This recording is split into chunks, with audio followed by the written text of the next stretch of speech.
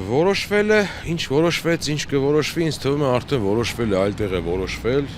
երեք պարզ էր, որ այսպիսի բան է լինելու, ընդհանրապես առաջի դեպքը չի, մենք ունենք այսպիսի դեպք եւ Վարդենիսում, եւ Վանաձորում, եւ այլ համայնքներում, եթե չնայած նախկինում լինում էր ընտրություններից առաջ,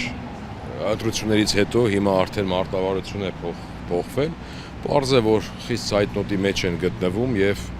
իրենց մտավախություններն է ուզում են այս ձևով իրենց վախերը փարատեն։ Ինչ ասեմ, Հարցաքննությունը վերջացավ, ինչ որոշվեց։ Որոշվելիքը կորոշվի 24 ժամվա ընթացքում, կարծում եմ դատարան կտանեն կալանքի եւ այստեղ առաջերտին ավելի շատ սրանով ուզում են անհավասար միջոցներ, պայմաններ ստեղծեն առաջերտին եւ դեբատների ժամանակ եւ երկրորդը պատկերացրեք, եթե հաջողվի նրանց ընտանիքի անդամը կալանավորվի տեխնացուներից մեկի, պարզ է չէ, որ անհավասար պայմաններ է ստեղծվում, ինչ լարված վիճակ է դրանով առաջանում, նաեւ ինչ այսօր տերոր է, սա հերթական քաղաքական շինծ ու մտածովի հնարովի գործերից է ու սա միակը չի այսօր, որքանով հասկանում եմ նաև նույն նմանատիպ գործ կա Մայր Հայաստանի հետ կապված, տղաների հետ նույնպես կապի մեջ եմ եւ հնարավոր է ընտեղ էլ իմ աջակցությունը ցուցաբերեմ, այս է վիճակը։ Իսկ կոնկրետ ինչ հիմքով են իրենց ձերբակալել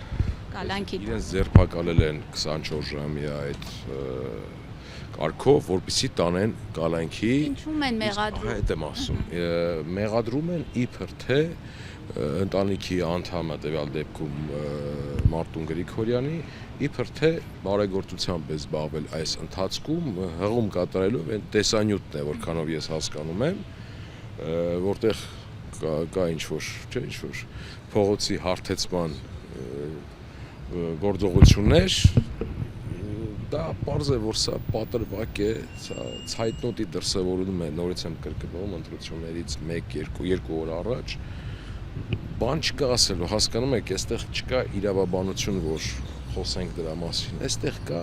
ցուցումներ, հրամաններ։ Հիմա այստեղից իրենց